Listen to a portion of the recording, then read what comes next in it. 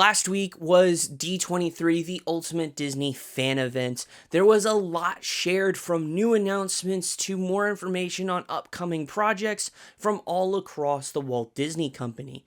And so today I'm going to give my thoughts on all of these things, as well as recap everything that was talked about at the big Honda Center panels for D23. So let's dive in.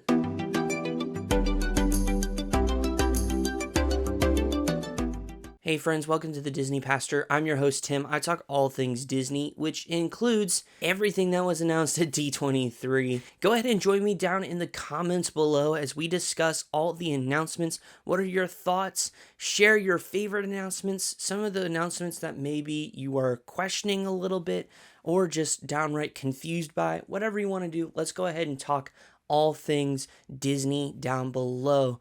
Without further ado, there's a lot to discuss, and I'm going to break it down by each different division of the Disney company, similar to how I did my predictions video.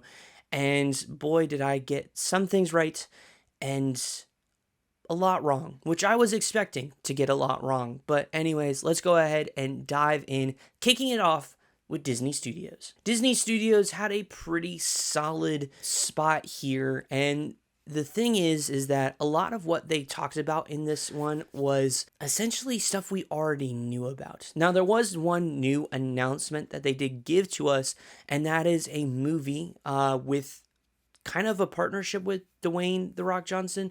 I'm not sure if he's starring in it. My assumption is yes, he would star in this, but it is called Monster Jam. This is the only new movie that they really announced for the Walt Disney Studios. And my immediate reaction to this was, this feels very early 2000s live action Disney, where you take a silly premise and you have some fun with it. And that's ultimately what I hope it is. I hope it's not like a serious biopic almost style film. I don't think that'll work very well. I think if you have just over the top fun and just some silliness, I think it could go a long way. But this was the only movie that they announced, and it definitely is not like the most exciting thing, but hey, it's a thing now, so here we are. The things they did talk about, though, is the 4, and yes, I said 4 live action movies coming out next year. The first one up is Snow White, and we got to take a look at Whistle While You Work, as well as, of course, a early look at the teaser trailer that is available to everybody. And I still am not confident in this movie. Let me just get that straight out of the way. I don't think it's going to do well. I really don't. I think you already have the stigma of the live action remakes, and then on top of that, you have all the extra controversy, mostly unnecessary controversy, surrounding the movie based off the cast. And so you have the challenges there that is going to be an uphill battle for this movie. On the plus side, I like the dwarves for the most part. They still look very cartoonish, but at least it's better than something else. At the same time, there is kind of the charm of the original movie, the original Walt Disney animated classic, but I have to take that with a grain of salt, because if we're being honest, like, a lot of these movies kind of had that. A lot of the remakes did. I mean, Beauty and the Beast did, and I felt like they did a very good job at that. Aladdin kind of did, but it still fell a little flat. And then on top of that, like, Pinocchio is probably the most recent example. It seemed to have the charm of the original, and it is probably the worst live action remake. And so I'm not confident at all with this movie. I don't think it's going to do super well. I don't think so. I think the better thing that they would have done and should have done is make this a Disney Plus release. I think you do a much better service and you're not going to tank at the box office. But that being said, we'll find out in March of next year. Speaking of not super confident, let's talk about the Lilo and Stitch live action remake. The weird thing is for Disney Studios, you have 2 live action remakes and then you have 2 sequels. We'll get to the sequels later because I have more confidence in those. But Stitch looks actually pretty good. I'm not overly upset by how he looks. I think he looks fine. But there is still a charm, and same goes for Snow White. There's a charm to the original animated movies. And so the fact that this one is happening, it doesn't sit well to me. It never sat well when it was first announced. It still doesn't sit well to me. The biggest change, though, is this has moved from a Disney Plus original movie to a theatrical release. They do feel super confident in that. And so, yay. I think the biggest thing, in my personal opinion, is if these two do at best mediocre in the box office, it's the end of the live action remakes, I think. I'm not really optimistic about this one. Next up is, of course, the long-awaited another legacy sequel, Freaky Friday 2, which was officially announced as Freakier Friday 2, starring Lindsay Lohan and Disney legend, well, now inducted Disney legend, Jamie Lee Curtis. And I'll be honest, I'm not the biggest fan of Freaky Friday. I thought it was all right at best. But everyone from the cast is returning. There is, of course, some new cast members like Manny Giancito. So this could be good. It is releasing next year, which I'm surprised by. I thought it would be 2026. But we'll see what happens. I think this could be decent. I mean, for the most part, legacy sequels have been all right. But we'll have to wait and see on this one. And last but certainly not least on the docket for 2025 is Tron Ares. Out of all of these, this is the one I'm easily most excited about. I think Tron's a great movie. Tron Legacy is also really, really good. And so to have a third one is really neat. I think the premise here is solid. I like seeing Kevin Flynn again. What they showed, because they did give us a teaser trailer. It's not available to the public, but from what I saw, it looks really solid. My gripes here, though, are kind of twofold. One is, where is Cora and Sam? They're not to be found, and I would like to know where they are, because they were very pivotal in that movie and Tron Legacy, and I would like to see them back again. I think you're doing that movie a disservice by not having them in there. And then on top of that, Jared Leto is the villain. I'm not the biggest fan of a lot of his roles. The last role I thought he did really well in, but that's probably because he wasn't there for it, was the Hatbox Ghost in the Haunted Mansion.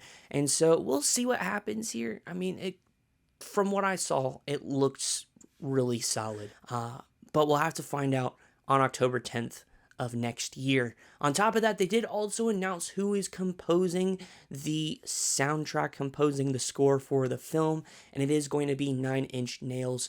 Not a band I'm super duper familiar with. From what I have heard, it seems like they could be a really good option here. Of course, Daft Punk did the original soundtrack for Tron Legacy, and it is iconic. From what I heard, they did try to get them back again, but they're retired. So that's not happening. But that being said, we'll have to wait and see on what this new soundtrack looks like. I mean, that's a very pivotal part of Tron Legacy, and so I'm sure it'll be a big part of Tron Ares. But moving backwards to 2024 here, we did get some more information on Mufasa, the Lion King, the last live-action movie, the last Disney movie to come out this year. And I still feel the same way since the teaser came out, of that this could be good. It would be better if it was an animated movie, but this could be good. I like the idea that we're finally exploring Mufasa and Scar's story. We did get a look at one of the songs, which I believe is called, like, I've Always Wanted a Brother or something like that. I don't remember what Lin-Manuel Miranda said, which, by the way, that was his first D23. It's still wild. Anyways, back to the movie. The song looks pretty good. Feels very I Just Can't Wait to Be King-esque. And then, of course, obviously, there is a trailer release for everybody to take a look at, and we did get to see it first. It looks all right. I think this could be good. I still have a lot of questions on how it's going to find its place, but we'll find out later on this year. And so, who knows? Moving on very quickly, I want to touch on Disney Broadway before we kind of get full force into the rest of our time, because they actually did talk about Disney on Broadway. It's celebrating, if I remember correctly, its 30th anniversary this year, which is absolutely amazing. I've had the chance to see a few Disney on Broadway musicals from Aladdin and The Lion King. Obviously, there's a lot more out there I haven't had the chance to see. Two big announcements, though. One is that Hercules is set to premiere. Hercules, the heroic musical, is set to premiere in West End, London in 2025. Really excited about that. It is long overdue that Hercules gets its love. It's not only getting its love here, but also on the cruise line, and we'll talk about that when we get to it. Continuing on that, though, they did also officially announce that The Greatest Showman, the musical, is in the works. Really excited about this. I mean, what's interesting is that obviously The Greatest Showman is about the life of P.T. Barnum, which already has a musical called Barnum, which was done long time ago. And so we get to see kind of another part of that, and we'll see how this one goes. I think this could be really good. It's in development. We don't have a release date yet or opening day for the show, but this could be a really good show. Dare I say that I'm not going to do it. I'm kidding. Relax. Let's move on, though. Let's talk about some Marvel Studios, shall we? Now, I'll be honest. With Marvel, I was a little disappointed. And it's probably because I set myself up with higher expectations than there needed to be. And so that is on me. I thought we would get some upcoming movie announcements, specifically for the ones in 2026. But we did not get that. We got a little bit more information on Brave New World and Fantastic Four. Brave New World, we got to see a little bit more of the Red Hulk. He looks honestly really good. Can do a few more CG touch-ups, but other than that, he looks fine to me. I'm really curious to see how this movie continues to go. I am praying that the grounded thriller feeling that's in the trailers sticks with this movie. That's all I'm hoping for. If that's the case, this will be a great Marvel movie. Moving on to Fantastic Four, we got a quick little hey, hope you guys are excited for our movie from our Fantastic Four family, which was really cool to see. And we got a sneak peek a little bit at the new Fantastic Four suit. Very blue and white. I know it's been leaked online. I'm not going to throw it up here because I don't want the mouse to come after me. But from what I saw, the suit looks good. I know some people are like, why the suit looks terrible, but it fits the retro 60s future that this movie's set in.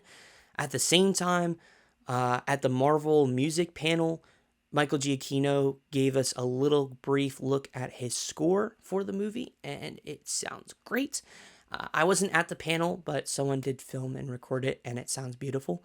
At the same time, we did get the same kind of clip that San Diego Comic-Con got for this movie, and to see it in person, it just looks great. I'm very excited for this movie. I think this is probably my most anticipated Marvel movie of next year, and so really excited to see what this movie looks like. Unfortunately, though, speaking of movies, they did not touch on the Thunderbolts, and they did not touch on Blade. So we'll see what happens. I legitimately don't think Blade is happening next year. I don't think it's going to. I could be very well surprised, but I don't think it's happening this next year, which is unfortunate.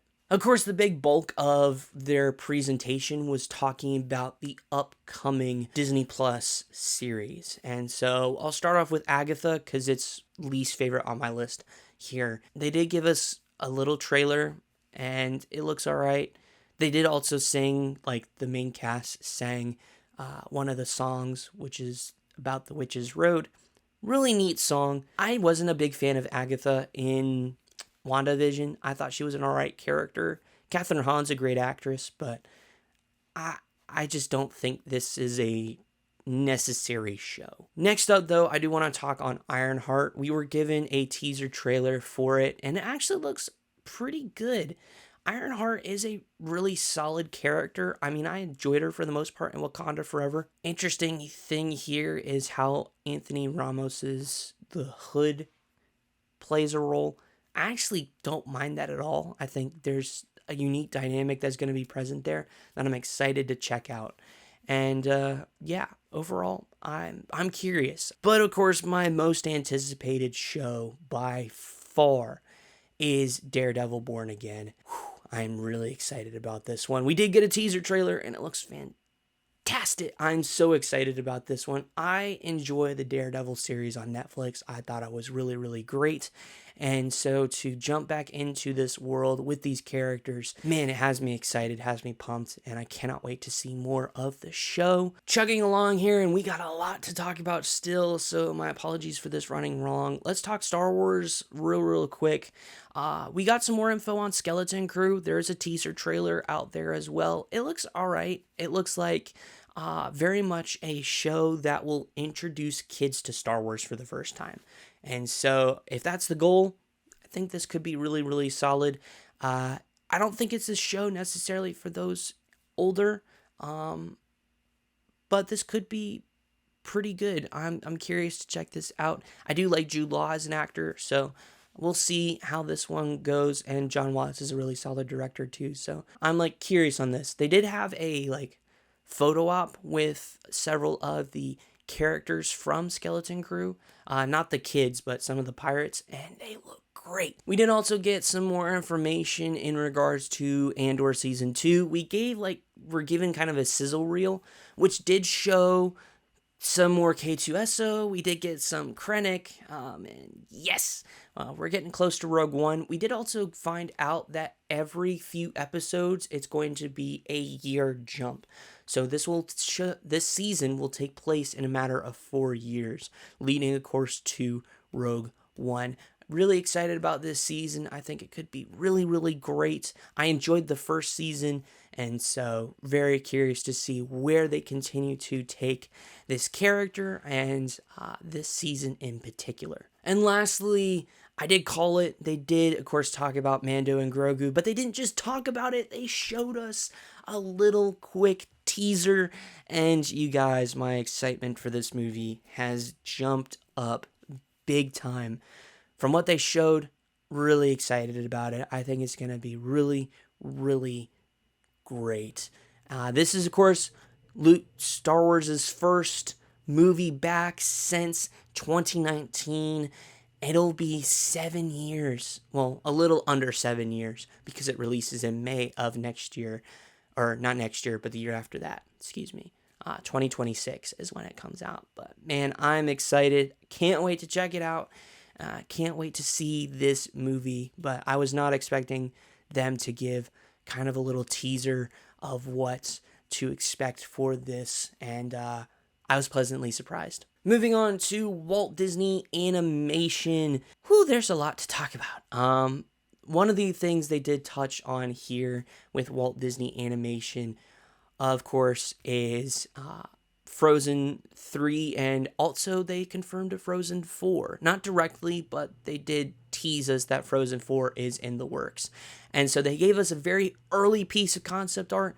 It looks very unique. I'm curious to see what direction they go with these movies in. Frozen 3 releases in 2027, which was different than when we thought it would be 2026, but 2027 is when this movie will release. One of the things I am very curious on is in the bit of the concept art, there's a Viking shadowy thing there, so I'm curious to see what directions they do go in for this movie. But there's still a lot of story to tell. The reason why it's releasing in 2027 is there is a secret project being released in 2026. They did not share any of what it is. All Jennifer Lee, of course, the creative director over at Walt Disney Animation, all she had to say was that it's top secret. I don't like that. I don't like that at all. Your D23 is where you're supposed to get all the cool stuff, and you tease us like that. Come on. I'm just kidding. That's a slight gripe. But in all seriousness, this makes me intrigued for 2026. It's a new story. She did say it was top secret, so my fingers are crossed that it's a new 2D animated movie, but I could very well be wrong. And in 2025, we have Zootopia 2, and we got a quick little look at Zootopia 2. It looks great. We're getting a whole new section of Zootopia, which is called Marsh Market, which essentially is if you take northern animals and put them in a Cajun environment. That's the best way I can kind of describe it, because it looks great. I'm really excited about this movie. I enjoyed Zootopia. I think this one has a lot of the same charm as the original. We also did get announced of the villain, who is a snake, played by Oscar winner Ke Huy Quan. Whoo! Man, dude's getting a lot of love, and I love to see it. He's going to become a Disney legend after this. I mean, he's been in Indiana Jones, Marvel. He's going to be in Walt Disney Animation. He just needs Pixar, and he's got the trifecta there. But that being said, man, really excited about this one. They're introducing reptiles into the animal world. So really excited for where they're going to continue to explore with this movie. But until then, we have another sequel. There's a lot of sequels. And that is going to be, of course, Moana 2. There is a teaser or a trailer that was released that you can go check out now that we were given at the panel. And it looks really good. I was intrigued when they switched the Moana series over into a sequel. And I gotta tell you guys, I'm looking forward to this. I enjoy Moana. I think this could be really solid. And yeah, I'm excited for what this will entail. Moana has like a little baby sister, which I think is like the perfect addition for this movie. And the villain is like the storm of all storms. The premise is kind of similar to the first one of like, you have to find people and bring everybody together sort of thing. But overall, really looking forward to this one. And we'll find out all that it has in store coming in November. Moving on to Pixar, which they were the ones that actually gave us the most announcements here. And looking back on it, they delivered. I really do think so. They talked a little bit more about Elio, which looks really, really cool, really unique. Zoe Saldana is joining the cast as well. And then, of course, on top of that, you have a series called Win or Lose coming out December 6th of this year. So Win or Lose is finally happening. Overall looks solid. Speaking of other series, we're also getting Dream Productions. It is officially confirmed, of course, based off the world of Inside Out. It takes place between Inside Out and Inside Out 2, and it is all about Riley's dreams. And maybe it's just me, but this seems very much in the style of like a animated version of The Office set on like a theater stage. And that premise intrigues me very much. I'm excited about this one. I think this could be really, really cool. Cannot wait to check it out in the future of next year. Speaking of next year, though, that was it for next year because 2026 is going to have 2 Pixar movies. And the first one is, of course, Toy Story 5. I don't know if that's the first one to be released, but it is the first one I want to talk about. And Toy Story 5 is going to be directed and written by Andrew Stanton, which was rumored for a while. I did touch on it in my predictions. It's officially confirmed here, which has me excited. And the premise is toys versus tech. And we got a bit of concept art, and there seems to be some stuff we're going to have to figure out what that all means. But toys versus tech premise already, I'm excited about. I'm surprised they haven't done this sooner, and so I'm intrigued by that spot. At the same time here, there's still a lot of questions that need to be answered from Toy Story 4. In the concept art, you see Woody there. Why is he there? Does the gang really come back together? The other thing is too, is like, okay, where are we going to take this one? You know, obviously Toys versus Tech is the premise. What else could be in store? At the same time too, Stanton did give us a little teaser saying that there are 50 Buzz Lightyears stuck in demo mode. And so that, I hope, is a gag. And I did say this to a few people, and I know Toy Story is a beloved franchise. I love the movies. I know they're also a big moneymaker for Disney. And so I think if Disney wants to do more, which I'm sure they would, here's how I will be okay if they do more Toy Stories. And this is the only way. I'm dead serious. This is the only way this will work. Is that Bonnie's older, hence the Toys versus Tech theme. The toys then get brought back to Andy and his kids. And you have adventures with his kids. With Andy's kids. I think that's the only way you could do any future Toy Story movies is that. That makes the most sense. It does to me. It makes the most logical sense to me that that's how it goes. Alongside a new Pixar movie called Hoppers. And this is about a girl who transfers her consciousness into a robotic beaver and joins along with a kind of beaver clan to save their home from the mayor who wants to build it into condos. Very Pixar. I'm just going to say that straight up. This feels very Pixar-y and very bonkers. I don't know whose idea it was for this, but it sounds intriguing. We'll have to wait and see for 2026. It's so weird.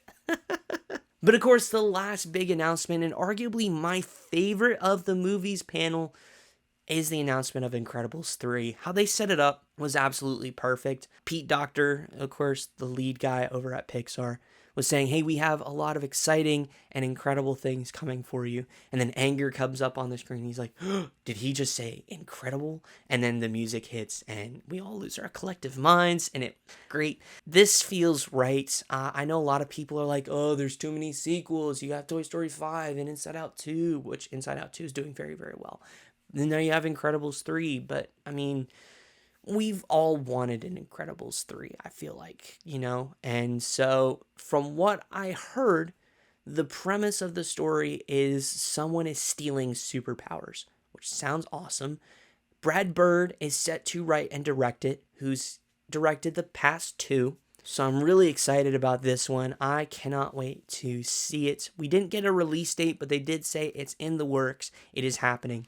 And I'm here for it. I am. I love the Incredibles franchise. I think it is amazing. And so to get more of it, I'm here. So very excited. Lastly, before we move on to the parks, Avatar was present at the panel. James Cameron, who is now also a Disney legend, did give us some more information on the threequel for Avatar coming next year, officially titled Fire and Ash, which sounds intriguing. I'm very curious to see where they go with this one. We did get some concept art. Looks cool. Very excited about this one. Moving on to the parks, but sticking in the same realm of Pandora, it was officially confirmed that the Avatar Land expansion is coming to Disney's California Adventure, and it is going to feature a e-ticket boat attraction unlike anything we've ever seen, aka it's probably going to be the Shanghai Pirates tech, which, if that's the case, I am here for it. I think it's an underutilized ride system, and I want to check it out in Shanghai one day. Really excited about this. Of course, it is kind of themed a little bit more towards the Way of Water, as well as some upcoming Avatar movies like Fire and Ash. This whole land is. No particular spot of where they're going to be putting this.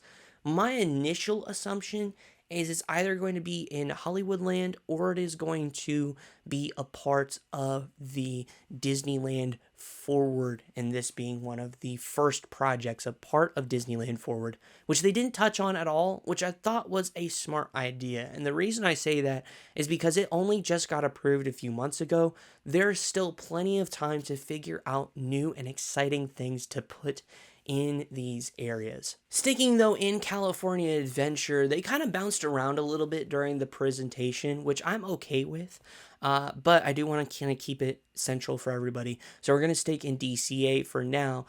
They're getting a Coco attraction, which I'm absolutely here for. It's long overdue. This movie is fantastic, and to see it come to life here at DCA is going to be amazing. My assumption of where it's going to go is kind of towards the end of Pixar Pier. I have a sneaking suspicion, especially since the last time I was there, I really think that Pixar Pier is end up going to take its spot around the lagoon. I do think that's going to be a very likely possibility, but a Coco attraction is coming, and it is going to be a boat ride. It looks fantastic. Very excited to see what this will entail in the future and how it's going to look. Let's talk about some expansions to Avengers Campus. We know for a long time that they've been working on the Avengers e-ticket attraction, which has changed a few times. It is officially called Avengers Infinity Defense, and it is a multi-world, not multiverse, multi-world story, which I'm actually kind of okay with. We'll get to explore places like Asgard, Wakanda, New York, and maybe a few other spots, I don't know. But this is going to be, from what I can tell, very in style with the Peter Pan attraction over at Fantasy Springs, as well as, of course, Spider-Man over at Universal, and which is already is a really great ride system. And so, really curious to see how this is going to go. This, of course, is going to be a big attraction. King Thanos involved, all of that. And really excited about this one. But it's not the only attraction coming to DCA's Avengers Campus. They surprised the heck out of us by saying that there is a fourth attraction coming, which is going to be Stark's Flight Lab. And it's going to be kind of like an arm, and you have the seat here, and the arm's going to kind of move in different flight patterns of different Avengers. Because guess what? Each mission will be different. So you may be able to fly as Iron Man one time, and then maybe Captain Marvel another. Those are just the two heroes that quickly popped into my head.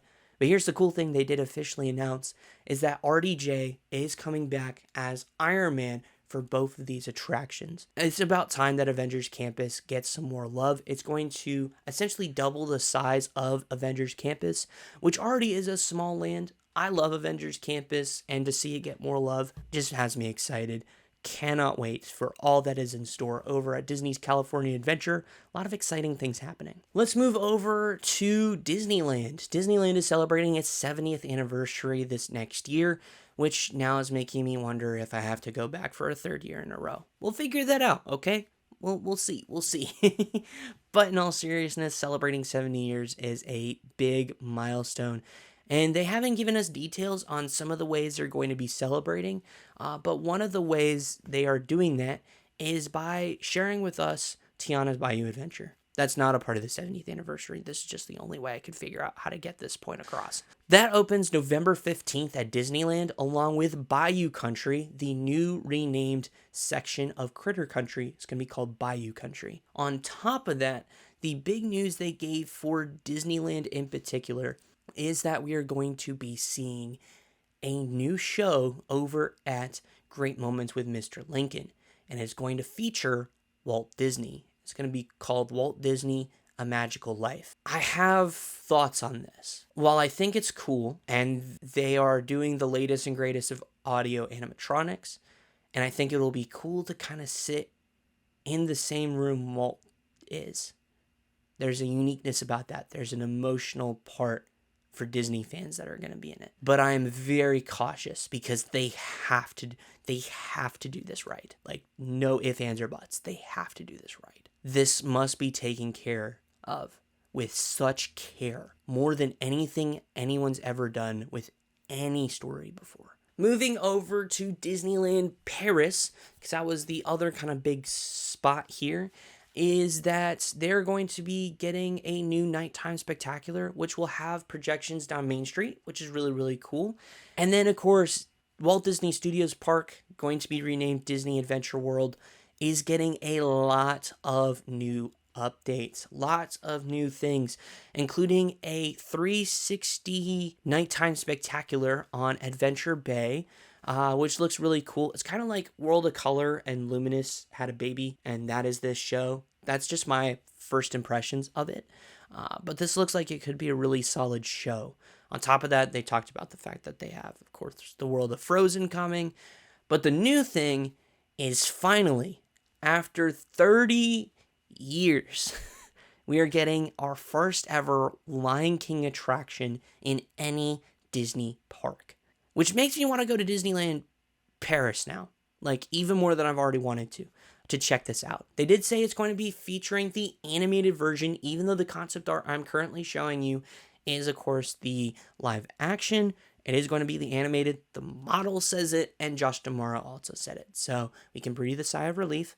But this looks great. I know it was rumored, like, maybe 6 or 7 years ago that Splash Mountain would be going into Frontierland over at Disneyland Paris. I'm guessing because of the fact that it's very similar to Splash Mountain, that all of that sort of budget is gone to this, which I'm A-okay with. that being said, can we get this in Animal Kingdom, please? Please, like I'm desperately asking you, can we get this in Animal Kingdom? Like, oh, also the new Frozen Land is opening in 2026, and I forgot to mention the Walt Disney animatronic is opening in 2025 for the 70th anniversary. A couple things over at the other Asia parks. Shanghai Disneyland is getting a Spider-Man coaster. Looks really cool and unique. And over at Hong Kong Disneyland, there's going to be a new, they're getting a attraction, once again, kind of themed to Spider-Man, but with Doc Ock as the villain. And it looks really cool and unique, kind of Drop Tower style is my assumption here. But again, 2 new Marvel attractions coming to these Asia parks. Really excited about that. Tokyo really didn't talk too much this time around. Now, before we talk about Walt Disney World, because holy crap, there's so much to talk about over at my home park, let's talk about the Disney Cruise Line. The biggest thing that was announced is, well, second biggest thing, is Hercules is getting a musical on the Disney Destiny, which is the heroes and villains ship. Really excited about that. Going to be super duper cool. But they announced 4 new ships. That's a lot of ships that are coming all the way from 2027 to 2031. That will be a new ship every year, which will mean 13 in the Disney Cruise Line fleet, and I've only done 1 Disney cruise, and so I need to step my game up here. But in all seriousness, really excited about the future of the Disney Cruise Line. A lot of great stuff coming, and cannot wait to see more of it in the future. Last but certainly not least, let's talk about Walt Disney World. First things first is 2 new lounges are coming next year. One, of course, is the Pirates of the Caribbean Lounge, which I am so excited for. Construction has already started on this, and I cannot wait to see this new lounge that opens up next year. They also did announce a Spaceship Earth Lounge is coming. They did not say if it is like DVC exclusive or any of that sort of stuff, but they did say a new lounge is coming. It looks great. Cannot wait. I'm sure they'll have like a dessert party and some of that stuff. On the plus side, we are getting a new nighttime parade called Disney Starlight at the Magic Kingdom. It looks absolutely fantastic. Has some Blue Fairy touches, Peter Pan, and Encanto. It looks really, really good. Of course, continuing in that, Test Track is going to reopen in 2025 as well with its new update. Really excited about that. They really didn't give much more details other than that. Also, they did announce the title of the Zootopia show, Better Together, coming in winter of next year. And so that is what we have to look forward to there. Of course, replacing It's Tough to Be a Bug. And of course, there are several big expansions coming to several of the parks. Let's start off with the one we know, which is Tropical Americas, coming to, of course, Animal Kingdom. The village is called the Village of Hope. There will be a Colombian-inspired restaurant there, which sounds delicious. One of the attractions, which was rumored to be Coco, is actually going to be a carousel themed to a woodcarver. So a woodcarver has carved out some of his favorite Disney animal characters as part of a carousel. I think this is a really nice touch to the land. And of course, you're going to have 2 big attractions. The one we, of course, do know the most, I'd say the most about, is the Indiana Jones attraction. They did confirm it is a brand new story. They did confirm that it's going to take place in a Mayan temple, and that Indy is looking for a mythical creature that roams the land. Very interested to see how it's going to go, and cannot wait to check this one out in the future. But until then, we'll have to wait and see for when the land opens, which I'll get to here in a second. But first, let's talk about Casita and, of course, the Encanto attraction that is coming. Bruce Vaughn did tell us is that it is going to be an attraction taking place at the day that Antonio gets his gift, which, of course, is talking to animals. And we're going to kind of follow the story from there. It's going to be a new story. I can't tell you if it's a trackless ride system or if it is a boat ride. I don't know, but it is and does look like to be a pretty major attraction. On top of that, I got to see the model of the Tropical America's land, and the show building for the Encanto attraction is massive. It is really, really big. So very excited about what this will look like. I was worried a little bit with this land of how these stories will all kind of tie in to Animal Kingdom. I think they've done a pretty solid job here at doing so. Very excited. They did confirm it is going to open in 2027. No idea when we're getting a closing date for Dinosaur. So my assumption would be kind of January, February timeframe. The next thing they talked about a little bit is going to be the Cars land-ish. Cars are joining Frontierland, and I'm still trying to process it because part of me is like, I love the Cars movies. I do. Well, the first one at least. Cars Land is easily one of the best lands Disney's ever done. It's not a straight rehash of Cars Land, which I do appreciate. I just don't know 100% how it fits within Frontierland, but I'm willing to let Imagineers cook. And so the downside here is that they did confirm where it's going to go, which has made a lot of people upset. It's going to take place within the Rivers of America and Tom Sawyer Island. So that whole area is going to essentially not exist and is going to be kind of Cars themed, with a kind of Radiator Springs Racers styled attraction, but kind of more dirt track style. They are going into the American wilderness, which I think is really neat.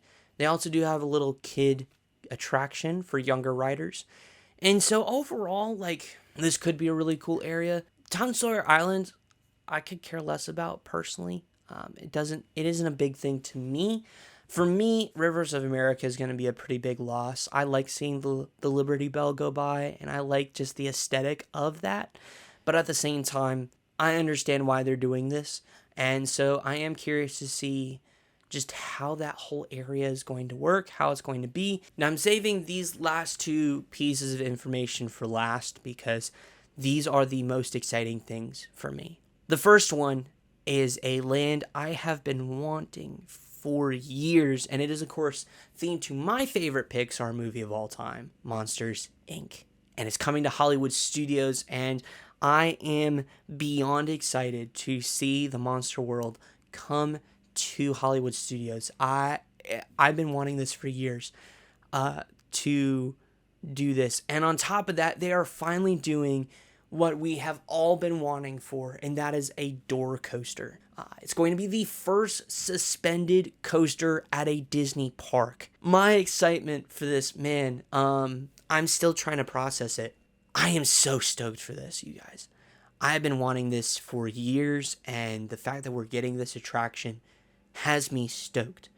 Now, there is, of course, some unfortunate rumors happening of two spots it could go. One spot, which in my opinion is the more logical and makes more sense spot, is Star Wars Launch Bay. And that whole back area becomes this new Monsters Inc. land. That makes more sense. I'd rather them do that. The other one is going into Muppets Courtyard, which is, of course, Grand Avenue, but and taking over that whole area. I don't like this one. I really don't. Mainly because, as you can see behind me, I love the Muppets. I think they're fantastic. At the same time as well, that attraction is history. It's the last project Jim Henson ever worked on, and it also is a people eater. Anytime I've gone, there's been a good, solid chunk of people watching the show. And I know it doesn't eat like lightning lanes and some of those things, but it does add a lot of capacity to Hollywood Studios, which desperately needs it. So I'm not a big fan of them going into Muppets. I think the more logical, granted, it will be more costly, but I think the better solution here is to put it into Animation Courtyard. Either way, I'm excited about this land. I think this will be really, really great. It's been long overdue, and I cannot wait to check it out. But last, and certainly not least, I never talked about this in my predictions. I thought this wasn't going to get announced. And then a certain song comes on, aka Hellfire, from Hunchback of Notre Dame. And my jaw dropped because I knew where this was going. We are getting a Villain's Land in Magic Kingdom. I know you've seen it. I know other people have talked about it. I'm wearing the shirt for this reason. This is another land I've been wanting for years, and it's finally happening. Man, I am pumped, you guys. I am so pumped. Disney villains, other than the sidekicks, Disney villains are my second favorite Disney character archetype because of just they're so good at being bad. I mean, Scar, Jafar, Maleficent, Hercules, well, not Hercules, Hades from Hercules. I don't know why I said Hercules. Uh, Captain Hook, Ursula, Mad Madam Mim, Dr. Facilier, Chernabog. There's so many great Disney villains, and they're getting their own piece of the pie. Halloween season is in like full swing right now at Walt Disney World, and I'm just like picturing how it'll look in that area for like Mickey's Not So Scary and some of those things. Woo! It'll be sweet. I'm so excited for this. The concept art looks absolutely beautiful. It looks like there could be like a Maleficent coaster, which I'm absolutely here for. I'll probably do a video the closer it gets to just kind of my blue sky predictions for what this land could look like. You guys, I cannot believe this is happening. I thought that we wouldn't see this for another like 3 to 4 years, and it is like so close to happening. So cool. Overall, this was a really solid D23. In terms of which panel did it better, it easily was the parks. It exceeded my expectations. You know, I was going into it kind of with low expectations. I was trying to keep it low just because I don't want to get my hopes up given the past several D23s. And to be there in the room where it happens was absolutely incredible. I'll kind of give a review for D23 and my overall thoughts a month from now. Just kind of a looking back on it a month later and kind of give my whole entire thoughts on just my experience from it. But the parks panel exceeded my expectations, and the movies was really cool too. You know, I think there could have been a little bit more. I was expecting a little bit more. But that being said, some exciting stuff's in the works. If I had to pick my 3 favorite things easily is Villains Land is number 1, Monsters Inc. Land is number 2, and then Incredibles 3 is easily my third most excited thing. I mean, there's so many things here that is exciting that I'm looking forward to, and I cannot wait to check all of it out in the future. With that being said, let me know your thoughts down in the comments below. What did you think of these 2 massive panels at D23? I know I ran a little bit long, but I wanted to cover everything in one video for all of you. Apologies for not getting this out sooner. I wanted to do these like the night these happened, but the panels went longer than I thought, and I was absolutely exhausted. I was waking up at like 4 in the morning, you know, West Coast time, to try to get virtual queues and all this other stuff at the convention center. And so, yeah, my apologies for not getting these out sooner. But let me know your thoughts down in the comments below. If you want to see vlogs from this whole entire week, from D23 Day at Disneyland to my first ever time at D23 to a couple park vlogs over at California, I'll leave a link down in the description, down in the bio below, for the Disney Pastor Vlogs channel. Any sort of vlogs up and coming to the future, because we have a lot of stuff up and coming here on the channel. All of the vlog type stuff is going to go there. So if you want to subscribe for more park specific kind of content, or just content that has me out and about filming, it's going to be there. That being said, thank you all so much for watching. Hope you enjoyed the video. If you did, please give a big thumbs up. I greatly appreciate it. I also know what you like, what you don't like. And if you're new around here, I want to say a special welcome to you. Be sure to subscribe down below and hit the bell to be notified for more videos just like this one. And I'll see you all in the next video. I hope you guys have a great day. Goodbye, everybody.